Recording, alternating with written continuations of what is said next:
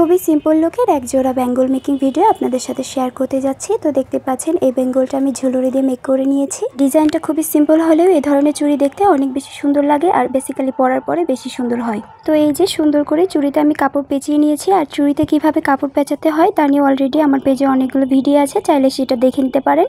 আর আজকে আমি ঝুলুরি দিয়ে চুড়িটার মেক করব, এই জন্য আমি এরকম একটি সুতা নিয়ে নিলাম। তো একই কালার ম্যাচিং করে সুতাটা নিয়ে নিয়েছি, আর লাগছে এই ঝুলুরি।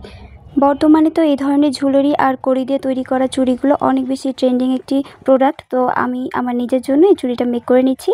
আজকে আমি কড়িটা ব্যবহার করব না, শুধুমাত্র ঝুলুরি দিয়ে এই চুড়িটা মেক করব।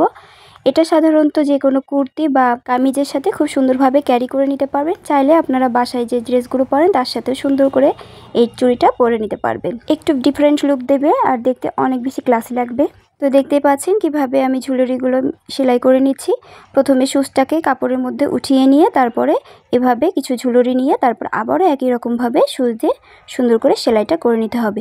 খুবই সিম্পল প্রসেস, যে কেউ একবার দেখলে সহজেই এরকম চুড়ি নিজেরাই তৈরি করে নিতে পারবেন। তো আজকের এই চুড়িটা তৈরি করার জন্য আমি এই চুড়িতে মোট 4টি জায়গায় ঝুলুরি লাগাবো। তো এক পাশে লাগানো হয়ে গেলে কেচির সাহায্যে সুন্দর করে সুতাটা কেটে নিচ্ছি, আর বাকি কাপড়েও সুন্দরভাবে ঝুলুরিটা লাগিয়ে নিচ্ছি।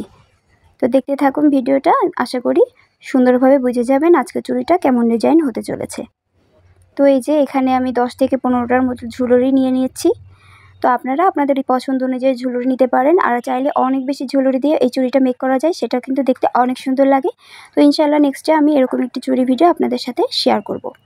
যেহেতু আজকে চুড়িটা একেবারে সিম্পল রাখার চেষ্টা করেছি, যার জন্য এখানে আমি কুড়ি বা আর এক্সট্রা ঝুলুরি আমি ব্যবহার করছি না। চাইলে এখানে আপনারা অন্যান্য কুন্দন বসিয়েও সুন্দর করে মেক করে নিতে পারেন। তবে কুন্দনের চাইতে এই ধরনের চুড়িতে মিররটা বসালে বেশি সুন্দর দেখা যায়, আর মিররের সাইডে সুতা দিয়ে সুন্দর করে ডিজাইন করে নিলে সেটা দেখতে আরও অনেক বেশি সুন্দর হয়।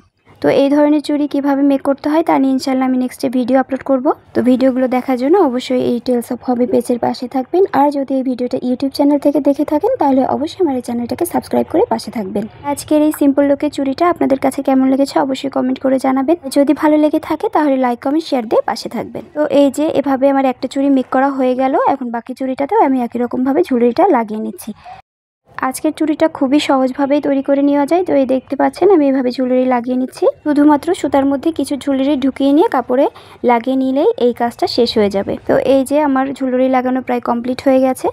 এখন বাকি ঝুলুরিগুলো আমি একই রকমভাবে লাগিয়ে নিয়েছি। তো দেখতেই পেলেন কত সহজেই সুন্দর চুড়িটা আমি মেক করে নিলাম।